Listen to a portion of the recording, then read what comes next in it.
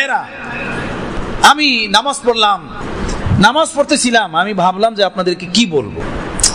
বারবারই আমি ভাবতেছিলাম যে কি আপনাদেরকে বলবো, কি বলবো, কি ওয়াজ করব, কোন বিষয় নিয়ে ওয়াজ করব, আর কোন বিষয় এটা আছে যেটা জানি না, যেটা বলবো।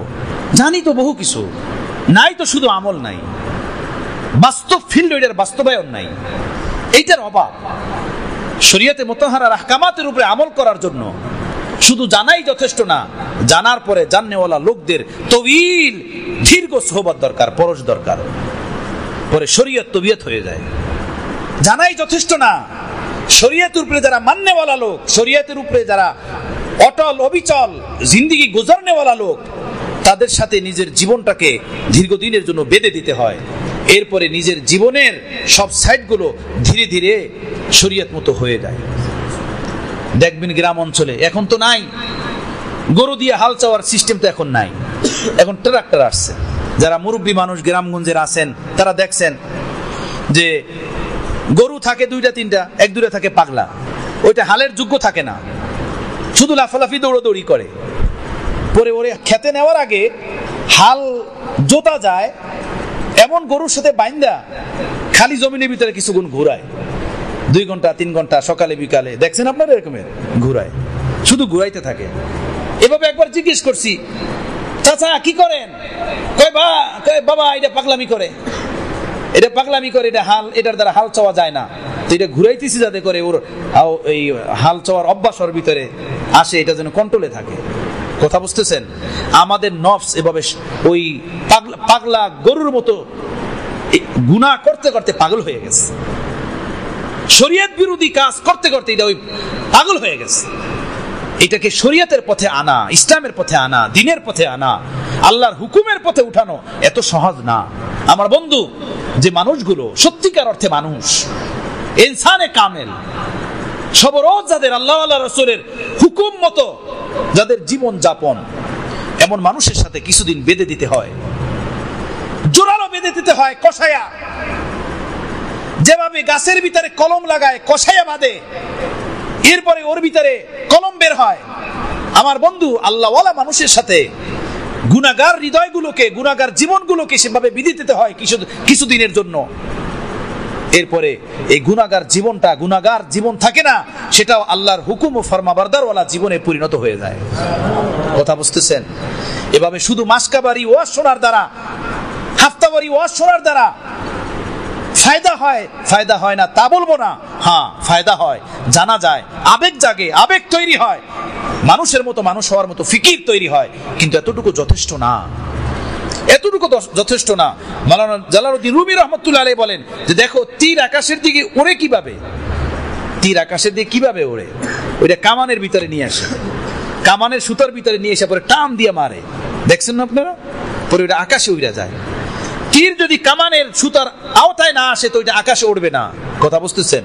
মাওলানা জালালউদ্দিন রুমি রহমাতুল্লাহ বলেন, তুমি যদি তোমার গুনাহগার রূহটাকে, গুনাহগার আত্মাটাকে আরশে পাকের দিকে উড়াইতে চাও, এভাবে কোন কামেল ওলি আল্লাহর রূহের আওতার ভিতরে নিয়ে আসো, তার পরশের আওতার ভিতরে নিয়ে আসো, তার সোহবতের আওতার ভিতরে নিয়ে আসো, মানার দ্বারা, গোলামির দ্বারা, ইতাআতের দ্বারা, ফরমাবরদারির দ্বারা, আজমতের দ্বারা, মহব্বতের দ্বারা, ভক্তির দ্বারা, শ্রদ্ধার দ্বারা।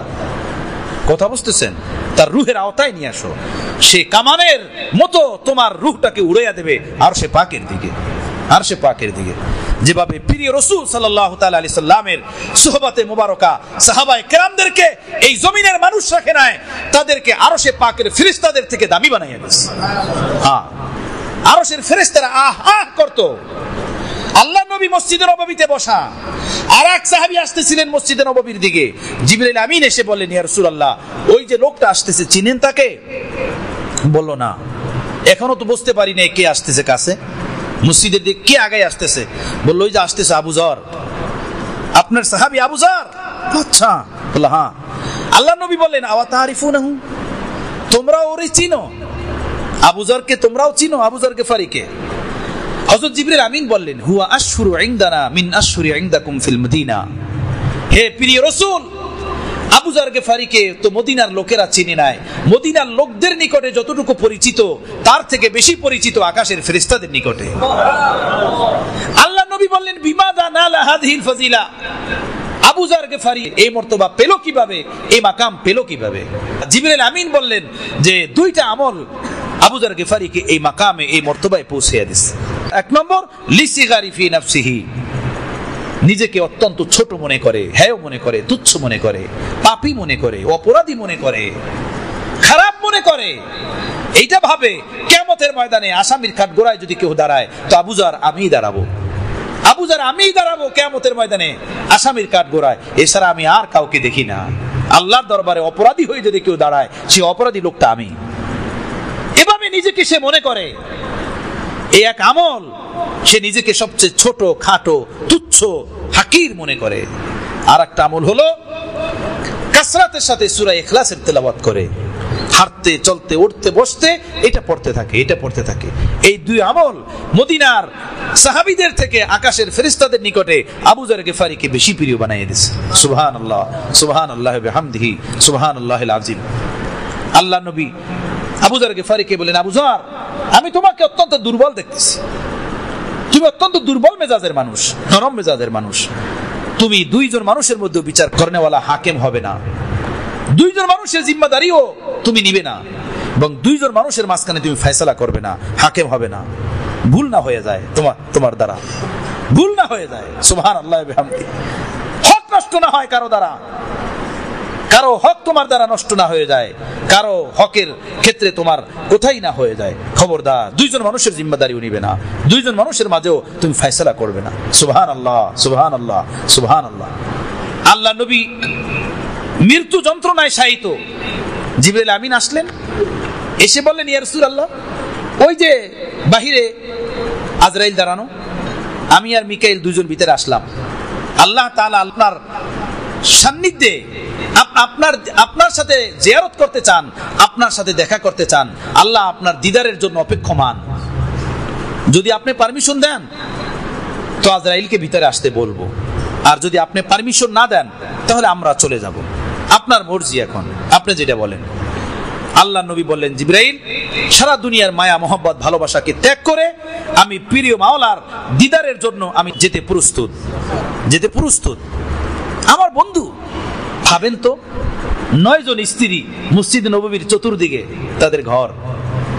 মসজিদ নববীর এরিয়া তখন এত বড় ছিল না যেটা এখন। যারা মসজিদের গেছেন, খুঁজে দেখছেন, ওখানে মসজিদে নববীর মূল এরিয়া কতটুকু, একদমই ছোট। এক পাশ থেকে হালকা ভাবে কথা বলে আর এক পাশ থেকে শোনা যায়। মূল এরিয়াটা এরকমের ছিল, মসজিদে নববীর মূল এরিয়া। প্রিয় রাসূল সাল্লাল্লাহু আলাইহি সাল্লামের জমানায় ওখানে পিলারগুলোর ভিতরে লেখা আছে, হাদিহি মসজিদু হাদ্দিন নবী সাল্লাল্লাহু আলাইহি সাল্লাম, এটা হলো নবী আলাইহিস সালামের মসজিদের সীমানা। উপরে পিলারে সবুজ কালারের রং দিয়ে ওখানে লেখা। এতটা ছোট ছিল মসজিদে নববী। আর এই মসজিদে নববীর চতুর্ধারে আমাদের 9 জন আম্মাজানদের ঘর ছিল। চতুর্ধারে 9 জন আম্মাজান বসবাস করেন। আল্লাহর নবী একটা বারের জন্য বলেন নাই, আচ্ছা জিবরাইল, 9 জন বিবির সাথে ঘর সংসার করলাম, এরাই চতুর্দিকে আমার। 9 জন বিবি, একজন না। চলতে ফিরতে উঠতে বসতে কোনো হক তালফি, কোনো হক নষ্ট, কোনো কোতাহি, কোনো ত্রুটি বিচ্যুতি হয়ে যাওয়াটাই স্বাভাবিক। তো চলো একটু তাদের কাছ থেকে মাপ চেয়ে নেই, ক্ষমা চেয়ে নেই, একটু তাদেরকে আমার কাছে আসতে দাও। সুবহানাল্লাহ বিহামদিহি। বলেন নাই? ইতিহাস এটা নাই, কিতাব এটা নাই, কেউ বলতে পারবে না। আল্লাহ নবী বলছেন, আমার স্ত্রী আমার কাছে আসুক, আমি একটু তাদের কাছ থেকে মাপ চাপ চেয়ে নেই। বলেন না আল্লাহ নবী? এ তো গেল আম্মা জানরা। এরপরে সাহাবায়ে কেরাম, হযরত আবু বকর তো তখন মদিনাতেই ছিলেন না, উনি ছিলেন অনেক দূরে। আল্লাহ নবী যখন ইন্তেকাল করছেন তখন আল্লাহ মসজিদে নববীতে আল্লাহ নবীর গৃহে হযরতে আবু বকর ছিলেন না।